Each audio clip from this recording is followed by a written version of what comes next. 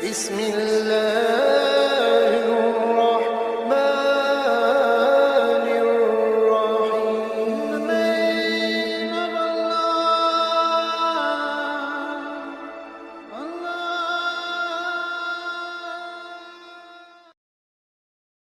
بسم الله الرحمن الرحيم. نحمده ونصلي على رسوله الكريم. اما بعد، فاعوذ بالله من الشيطان الرجيم. بسم الله الرحمن الرحيم.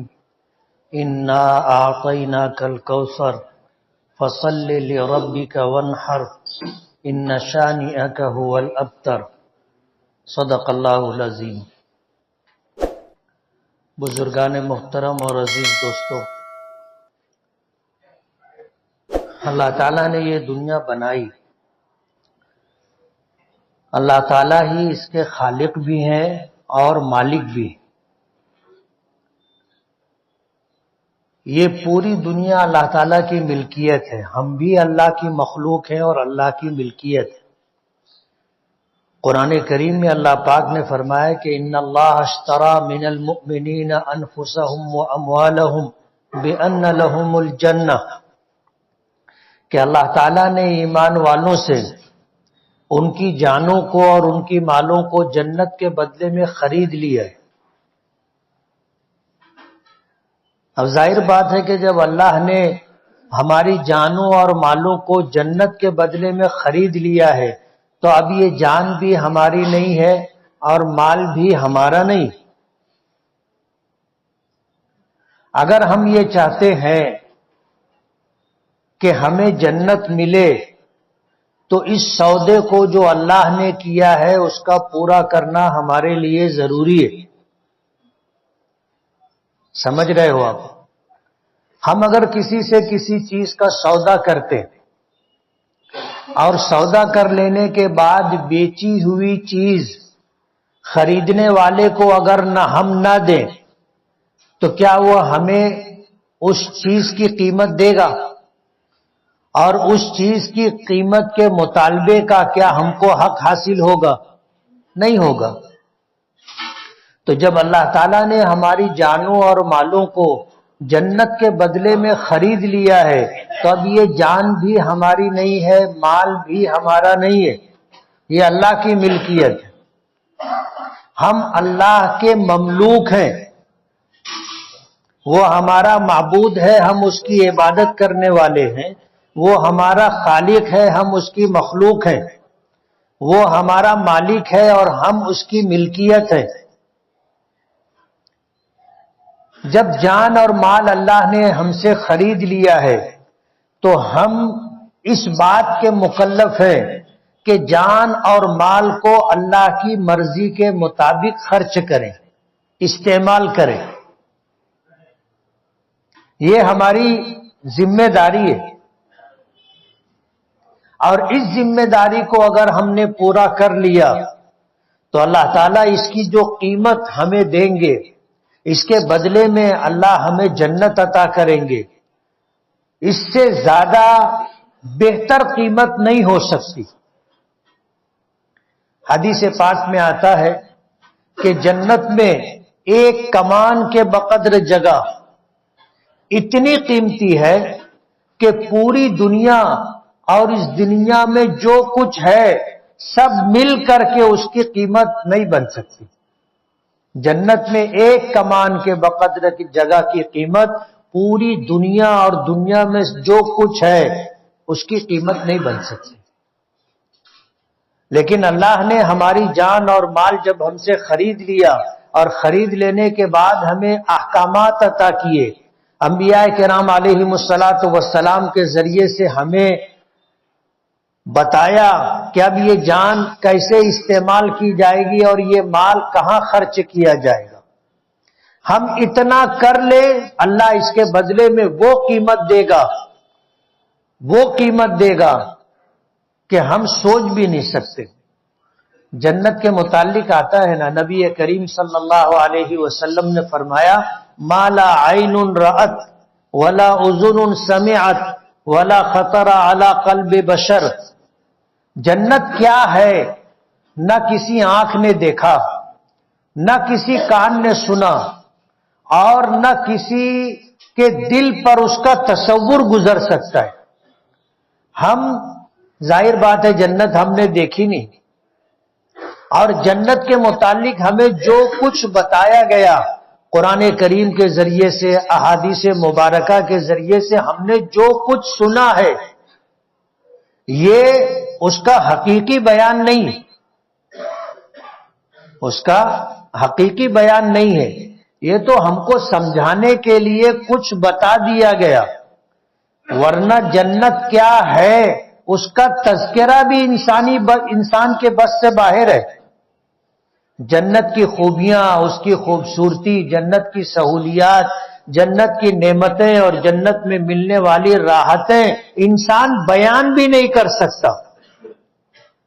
اسی بات کا تذکرہ نبی کریم صلی اللہ علیہ وسلم نے کیا ہے کہ ما لا عین رأت، نہ کسی آنکھ نے دیکھا، ولا اذن سمعت، نہ کسی کان نے سنا، ولا خطر علی قلب بشر، انسانی دل پر اس کا تصور بھی نہیں گزر سکتا. ہم کسی چیز کے متعلق جو تصور کر سکتے ہیں، بہتر سے بہتر جو سوچ سکتے ہیں، جہاں جا کر ہماری سوچ ختم ہو جائے گی، جنت اس سے آگے کی چیز ہے. ولا خطر علی قلب بشر. اللہ تعالی ہماری جانوں اور مالوں کے بدلے میں جو قیمت ہمیں دے گا وہ جنت ہے.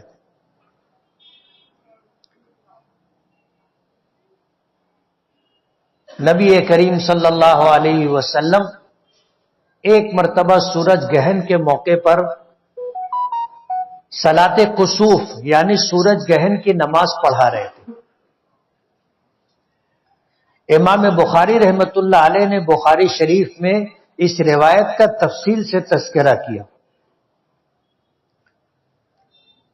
سورج گہن کی نماز تھی جو باجماعت ادا کی جاتی ہے، اور فقہا نے لکھا ہے کہ نماز اتنی لمبی ہونی چاہیے، نماز اور دعا اتنی لمبی ہونی چاہیے کہ سورج گہن لگنے سے لے کر گہن ختم ہونے تک یہ سلسلہ چلتا رہے. حضور پاک صلی اللہ علیہ وسلم نے نماز پڑھائی، امامت فرمائی، صحابہ کرام اقتدا میں تھے. اس نماز میں کچھ عام نمازوں سے ہٹ کر کے واقعات پیش آئے. بعض روایتوں میں آتا ہے کہ حضور نے 2 رکوع فرمایا، جبکہ ایک رکعت میں کتنے رکوع ہوتے ہیں؟ 1 رکوع ہوتا ہے. لیکن بعض روایت میں آتا ہے کہ سورج گہن کی نماز پڑھاتے ہوئے حضور نے 2 رکوع کیے.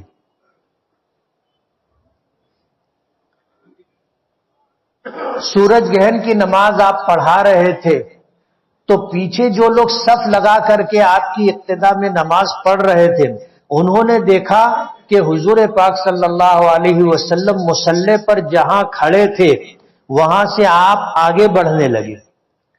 اب ظاہر بات ہے امام یہاں کھڑا ہوگا، آگے بڑھے گا، آگے تو محراب ہے، دیوار ہے، اس سے آگے تو نہیں جا سکتا.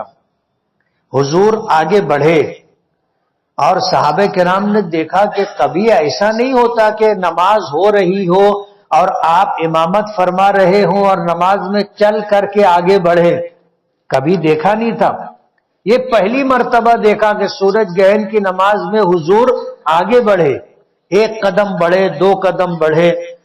اور اس کے بعد صحابہ کرام نے جب آپ کی آگے بڑھنے کی اس حرکت کو دیکھا تو جو قریب میں تھے ان کی نظر تھی، انہوں نے دیکھا کہ حضور نے اپنا دست مبارک ایسے آگے بڑھایا جیسے ہم لوگوں کو کوئی چیز لینی ہوتی ہے، کوئی چیز اٹھانی ہوتی ہے آگے کی، تو ہم کیسے اپنا ہاتھ آگے بڑھاتے. تو حضور پاک صلی اللہ علیہ وسلم نے بھی اپنا دست مبارک ایسے آگے بڑھایا، لیکن پھر آپ نے اپنا ہاتھ پیچھے کر لیا اور پھر واپس الٹے قدم آ کر جہاں آپ پہلے کھڑے تھے وہاں کھڑے ہو کر کے آپ نے قرآن کریم کی تلاوت فرمائی اور فرماتے رہے. اس کے بعد صحابہ کرام کہتے ہیں کہ ہم نے آپ کو دیکھا کہ آپ پیچھے ہٹے، جب پیچھے ہٹے تو جو پہلی صف آپ کے پاس تھی وہ بھی پیچھے ہٹنے لگی، اور ان کے پیچھے ہٹنے سے دوسری صف بھی پیچھے ہٹی، دوسری صف کے پیچھے ہونے سے تیسری صف بھی پیچھے ہوئی، اور حضور پیچھے ہوتے رہے، اور آپ کے پیچھے کی صفیں بھی پیچھے الٹے قدم ہوتی رہی، دیوار سے لوگ جا کے لگ گئے۔ پھر اس کے بعد حضور آگے بڑھے اور آ کر کے آپ نے مصلی پر جہاں کھڑے تھے پہلے نماز شروع کرنے کے وقت، وہاں آ کر کے آپ نے کھڑے ہو کر کے نماز مکمل کی۔ جب نماز مکمل ہو گئی تو صحابہ کرام نے نبی کریم صلی اللہ علیہ وسلم سے پوچھا کہ اللہ کے رسول، آج کی نماز میں تو ہم نے عجیب و غریب عمل دیکھا، عجیب و غریب عمل دیکھا۔ آپ نے 2 مرتبہ رکوع فرمایا۔ روایتوں میں آتا ہے نبی کریم صلی اللہ علیہ وسلم نے جواب دیا کہ میں اللہ کی رحمتوں کا نزول دیکھ رہا تھا، میں نے رکوع کیا، اللہ کی رحمتوں کو نزول کو دیکھ کر کے میں اٹھا، پھر قرآن کریم کی تلاوت آپ نے شروع کر دی، اور پھر اس کے بعد آپ نے رکوع کیا اور رکوع کے بعد سجدہ کیا۔ تو حضور نے اس کے بارے میں فرمایا کہ اللہ کی رحمتوں کا نزول ہو رہا تھا، میں دیکھ رہا تھا، تو بطور شکرانے کے میں نے 2 رکوع کیے۔ صحابہ کرام کہنے لگے کہ اللہ کے رسول، ہم نے آپ کو آگے بڑھتے ہوئے بھی دیکھا، اور ہم نے دیکھا کہ آپ کچھ لینے کے لیے اپنا دست مبارک آگے بڑھا رہے ہیں، لیکن پھر آپ نے ہاتھ اپنا پیچھے کر لیا۔ تو حضور نے فرمایا کہ جنت میرے سامنے لائی گئی تھی، جنت میرے سامنے لائی گئی تھی، اور میں نے دیکھا کہ انگور کی بیل ہے، اور اس میں جو انگور کے خوشے لگے ہوئے ہیں بالکل تیار ہے۔ تو میرا دل چاہا کہ ہاتھ بڑھا کر کے ایک خوشہ توڑ لوں، تو میں نے ہاتھ تو آگے بڑھایا، لیکن پھر مجھے خیال آیا کہ اگر میں نے انگور کا یہ خوشہ توڑ لیا تو یہ جنت کی نعمت ہے۔ کہاں کی ہے؟ جنت کی نعمت ہے، اور جنت کی نعمتوں پر فنا نہیں ہے۔ یہ ایک خوشہ اگر میں توڑ لیتا تو رہتی دنیا تک آنے والے انسان اس کو کھاتے رہتے اور یہ خوشہ ختم نہیں ہوتا، یہ خوشہ ختم نہیں ہوتا۔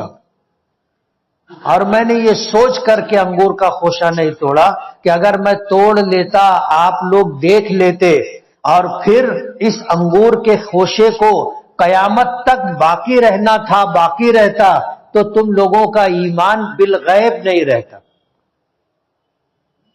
کیا نہیں رہتا؟ ایمان بالغیب۔ ہمارا ایمان بالغیب ہے، ہم نے جنت دیکھی نہیں ہے، جنت کی نہریں دیکھی نہیں ہے، جنت کے پھلدار درخت دیکھے نہیں ہے، جنت کی حوروں کو دیکھا نہیں ہے، لیکن ہمارا ایمان ہے، اور یہ ایمان بالغیب ہے، ایمان بالغیب ہے۔ قرآن کریم کی پہلی سورت سورہ بقرہ کی ابتدائی آیتوں میں ہے یؤمنون بالغیب، یہ غیب پر ایمان رکھتے ہیں۔ دیکھ کر ایمان لانا اپنے مشاہدے پر ایمان ہے، اپنی آنکھوں دیکھی چیزوں کو ماننا ہے۔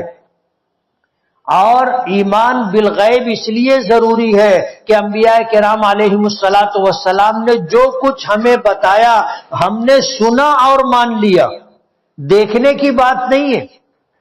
جنت کا تذکرہ، جہنم کا تذکرہ اللہ نے قرآن کریم میں کیا، نبی کریم صلی اللہ علیہ وسلم نے ہمیں بتایا، ہم نے مانا، بغیر دیکھے مانا۔ یہ ہے ایمان بالغیب۔ ایمان بالمشاہدہ کا اعتبار نہیں ہے۔ ایک آدمی جب مرنے لگتا ہے تو پھر اس کے سامنے ایمان، اس کے سامنے غیب مشاہدے میں آ جاتا ہے، اس کو دکھنے لگتا ہے کہ فرشتے روح قبض کرنے کے لیے آ گئے، وہ دیکھتا ہے، اور بسا اوقات مرنے والا بولنے بھی لگ جاتا ہے۔ ہمارے گھر کے پڑوس میں ایک خاتون تھی، بظاہر بہت اچھے اعمال نہیں کرتی تھی. عبد الغفور پہلوان تھے ہمارے گھر کے سامنے، ان کا گھر تھا. ان کی بیوی کی بات بتا رہا ہوں میں. انتقال سے کچھ پہلے اس نے کہا کہ مجھے نہلا دو. لوگوں نے نہلایا، کہا کہ سفید کپڑا پہناؤ. سفید کپڑا پہنا دیا گیا، اس کو لٹا دیا گیا کہ اس لیے طبیعت اچھی نہیں تھی. اس کے بعد اس نے کہا کہ تم لوگ سب ہٹ جاؤ، دیکھو لوگ آ رہے ہیں، کتنے خوبصورت لوگ ہیں، اچھے کپڑے پہنے ہوئے لوگ ہیں، آ رہے ہیں، تم لوگ ہٹ جاؤ، سب ان کو جگہ دو بیٹھنے کی. اب ان باتوں کا تذکرہ کر رہی تھی اور پھر چند لمحوں میں اس کا انتقال ہو گیا. ہم لوگ چھوٹے چھوٹے تھے اور اس بات کا چرچا جتنے لوگ وہاں تھے سبوں نے کیا. تو بسا اوقات جب غیب مشاہدے میں آ جاتا ہے، جن چیزوں کو آج ہم نہیں دیکھ رہے ہیں، جب ان چیزوں کو ہم دیکھنے لگ جاتے ہیں، ظاہر بات ہے اب غیب غیب نہیں رہا، یہ مشاہدہ ہو گیا. اس وقت جب غیب ختم ہو گیا، مشاہدے میں آ گیا، اگر کوئی ایمان لائے اس کے ایمان کا اعتبار نہیں. یعنی سکرات کی کیفیت، غمرات کی کیفیت، جس کو ہم کہتے ہیں کہ یہ اب موت کی کیفیت ہے، اس وقت جب مرنے والے کو دکھائی دینے لگ جائے وہ چیزیں جس کو ہم نہیں دیکھ رہے ہیں، تو اس وقت کا ایمان معتبر نہیں. حضرت موسیٰ اور فرعون کے تذکرے میں قرآن کریم میں آتا ہے کہ جب حضرت موسیٰ بنی اسرائیل کو لے کر دریائے قلزم پار کرنے لگے اور درمیان دریا میں پہنچ گئے تو فرعون اپنا لشکر پیچھے سے لے کر کے آیا. اللہ نے اپنی قدرت سے دریائے قلزم کے پانی کو روک دیا تھا اور وہ راستہ بن گیا تھا. یہ لوگ اس راستے پر چل پڑے تھے، بھی درمیان میں پہنچے، فرعون اپنا لشکر لے کر کے آیا، وہ بھی پیچھے سے داخل ہو گیا. حضرت موسیٰ علیہ السلام اور بنی اسرائیل جب دریا پار ہوئے تو فرعون اپنے لشکر کے ساتھ دریا کے درمیان میں بیچ میں پہنچا. اللہ نے پانی کو جاری ہونے کا حکم دیا، پانی اللہ کے حکم سے رکا ہوا تھا، پانی بہنے لگ گیا. اب فرعون اور اس کا پورا لشکر دریا قلزم میں ڈوبنے لگا. فرعون اپنی جان بچانے کے لیے نکلنے کی کوشش کر رہا تھا تیر کی. حضرت جبرائیل نے آ کر اس کا پیر پکڑ کر پانی کے اندر کھینچا. تو اس نے کہا آمنت برب ہارون و موسیٰ. قرآن کریم میں آتا ہے فرعون کہنے لگا کہ میں موسیٰ اور ہارون کے پروردگار پر ایمان لایا. حضرت جبرائیل نے کہا آل وقد عصیت قبل وکنت من المفسدین، اس سے پہلے تو نافرمانی کرتا رہا، اللہ کی ربوبیت کا، الوہیت کا، وحدانیت کا انکار کرتا رہا، اور اب تو ایمان لا رہا ہے. اس کا اعتبار نہیں ہے. اللہ کے عذاب کو دیکھ لیا تھا، جبرائیل کو دیکھ لیا تھا، غیب مشاہدے میں آ گیا تھا. مرتے وقت اگر کوئی ایمان لائے تو اس کے ایمان کا اعتبار نہیں. تو حضور نے فرمایا کہ وہ انگور کا خوشہ میں نے اس لیے نہیں توڑا تھا کہ اگر میں توڑ لیتا تو تمہارا ایمان بالغیب نہیں رہتا. کہنے لگے اللہ کے رسول آپ پیچھے بھی ہٹے تھے. کہا جہنم میرے سامنے لائی گئی تھی اور میں نے جہنم کو دیکھا تو اس سے خوفناک منظر میں نے اس سے پہلے کبھی نہیں دیکھا، اس لیے میں پیچھے ہٹا تھا. مجھے بتانا یہ ہے کہ جنت کی نعمتوں پر فنا نہیں ہے. ایک خوشہ حضور اگر توڑ لیتے تو قیامت تک کی دنیا کھاتی رہتی اور وہ خوشہ ختم نہیں ہوتا. اب جنت کی نعمت کا تذکرہ ہوا، لیکن جنت اس سے زیادہ کہیں بہتر ہے. ولا اذن سمعت، کسی کان نے بھی اس کا تذکرہ نہیں سنا. تو اللہ نے ہماری جانوں اور مالوں کو جنت کے بدلے میں خرید لیا ہے، اور ہم اس بات کے مکلف ہیں کہ ہم اللہ کے حکموں پر چلیں، نبی کی سنتوں پر چلیں۔ یہ تھوڑی سی زندگی جو ہمیں اللہ پاک نے دی ہے، اللہ کے حکموں کے مطابق گزاریں۔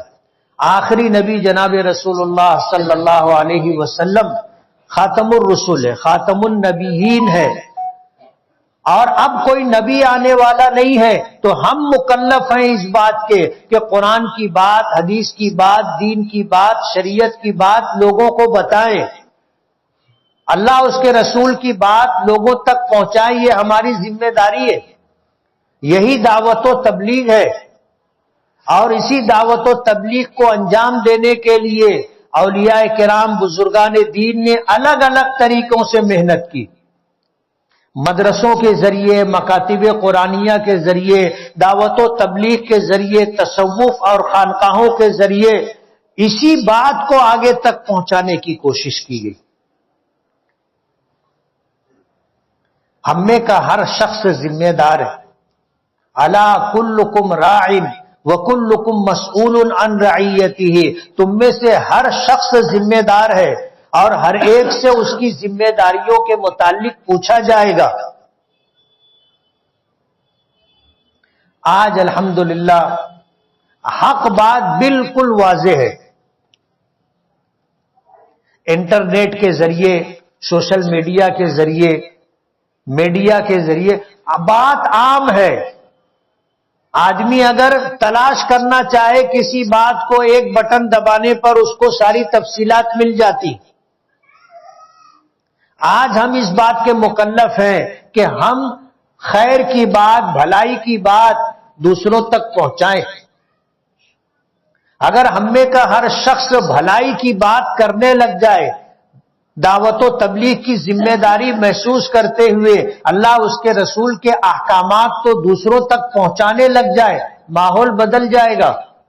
آج جو بے دینی ہے یا دین سے دوری ہے یا کچھ لوگ دین کے خلاف بات کرتے ہیں، ان تک ہمارا یہ پیغام پہنچ جائے، یہ ہماری ذمہ داری ہے۔ حجۃ الوداع کے موقع پر حضور پاک صلی اللہ علیہ وسلم نے اسی بات کی کوشش کی تھی۔ آپ نے فرمایا تھا بلغوا عنی، آج تم میں سے جو لوگ یہاں موجود ہیں، فَلْيُبَلِّغِ الشَّاهِدُ مِنْكُمُ الْغَائِبِ، جو یہاں حاضر ہے وہ ان لوگوں تک جو یہاں حاضر نہیں ہے میری یہ بات پہنچا دے۔